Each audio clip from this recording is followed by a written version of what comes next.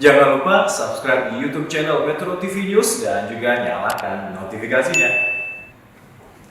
Pemirsa, banjir yang menerjang 8 kecamatan di Garut, Jawa Barat ini telah surut. Warga korban banjir kini mulai membersihkan rumah mereka. Warga dengan dibantu petugas di kawasan Cimacan, Desa Haurpanggung, Kecamatan Tarogong Kidul, Kabupaten Garut, Jawa Barat ini mulai membersihkan rumah dan barang-barangnya setelah banjir mulai surut. Berdasarkan data sementara di lokasi ini 700 kepala keluarga terkena dampak banjir akibat luapan sungai Cimanuk yang terjadi sejak Jumat lalu.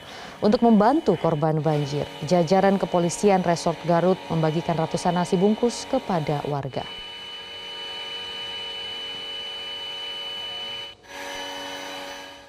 Sebelumnya akibat intensitas hujan yang cukup tinggi pada Jumat lalu, 8 kecamatan di berbagai wilayah di Garut terdampak banjir. Ke-8 kecamatan itu adalah Cikajang, Bayongbong, Cilawu, Garut Kota, Tarogong, Kidul, Banyuresmi, Karangpawitan, dan Cibatu ini mengalami dampak akibat banjir.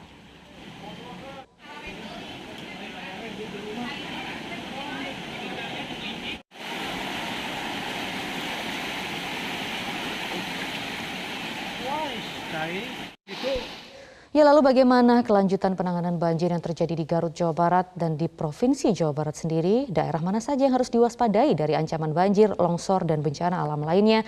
Kita akan membahasnya bersama dengan Kepala Badan Penanggulangan Bencana Daerah Jawa Barat, Dani Ramdan. Selamat siang Pak Dani, bagaimana saat ini kondisi di Garut sendiri penanganannya pasca banjir? Dan juga ini sempat ada penetapan status darurat bencana juga dari pemerintah daerah setempat ya? Baik, terima kasih. Selamat siang. Untuk kondisi saat ini di Garut, dilaporkan bahwa air memang sudah surut hampir di seluruh tempat, dan pengungsian ataupun warga yang mengungsi yang tadi dilaporkan sekitar 700 kakak, saat ini tinggal 218 kakak atau 813 jiwa, karena sebagian besar sudah kembali ke rumah untuk melakukan bersih-bersih gitu ya. Adapun yang 208 kakak itu memang kondisi rumahnya belum memungkinkan untuk ditempati kembali. Jadi total yang terdampak 1.981 kakak atau 6.500 jiwa, tersisa di pengungsian 218 kakak. Langkah berikutnya adalah pemerintah Kabupaten Garut besok mungkin Senin akan memberikan cash forward ya, uang untuk membantu masyarakat yang rumahnya terdampak bersih-bersih ya, tergantung kondisinya, ada yang 500.000, ada yang 1 juta, yaitu untuk alat-alat kebersihan dan juga tenaga ya, supaya bisa segera dilakukan pembersihan. Di samping juga tentu ada aparat dari Damkar dengan mobil-mobil pemadam kebakarannya untuk ikut membantu menyemprot bagi lokasi yang dimungkinkan mobil damkar masuk. Tapi kalau yang di gang-gang di dalam itu mungkin masyarakat harus membersihkan sendiri, dibantu relawan dan petugas dari BPBD dan TNI Polri juga. Nah, ini diberikan uang untuk bersih-bersih. Baik, warga ini mengungsi kemana saja Pak? Ada berapa tempat atau lokasi pengungsian yang disiapkan sejauh ini? Ya. Sebagian besar ke rumah tetangga dan famili Pak yang masih aman Pak ya. Tapi ada beberapa yang di masjid atau di balai desa. Nah, baik yang di masjid maupun balai desa untuk dan juga yang di rumah famili ini kita suplai untuk kebutuhan logistiknya. Jadi kita buka 3 dapur umum di Garut ini. Baik, lalu bagaimana juga dengan potensi ancaman banjir ataupun longsor susulan? Apa yang sudah dilakukan? Langkah-langkah mitigasi apa yang sudah disiapkan, Pak? Ya, ada 2 mitigasi strukturalnya. Kami bekerja sama dengan BBWS karena daerah aliran Sungai Cimanuk ini ada dalam otoritas BBWS Cimanuk, Cisanggaru, untuk memperbaiki tanggul-tanggul yang memang kondisinya sebenarnya belum selesai sebagian. Ada yang jebol 34 meter dan ada yang belum selesai pembangunan ini untuk dipercepat. Dengan daruratnya adalah pakai bronjong dan karung gitu untuk mengantisipasi hujan, karena berdasarkan prediksi cuaca dari BMKG hujan lebat di Kabupaten Garut ini masih bisa berlangsung sampai minggu depan gitu ya, 1 minggu ke depan.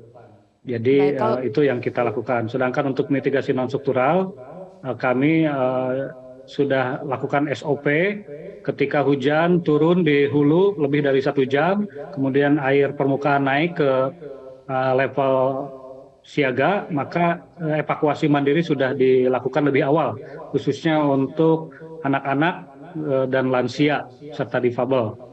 Seperti itu.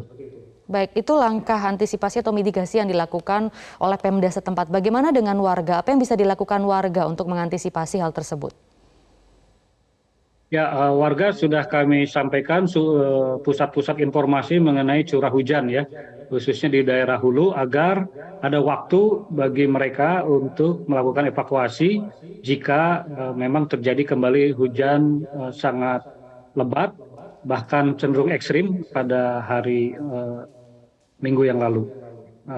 Dengan mengikuti ramalan cuaca ini, mereka juga sudah diberikan jalur-jalur evakuasi dan tempat evakuasi sementara yang aman, sehingga tidak terjadi kepanikan. Kemudian untuk barang-barang berharga dan sebagainya, elektronik, ini sudah kita himbau untuk ditempatkan di tempat yang lebih tinggi. Begitu.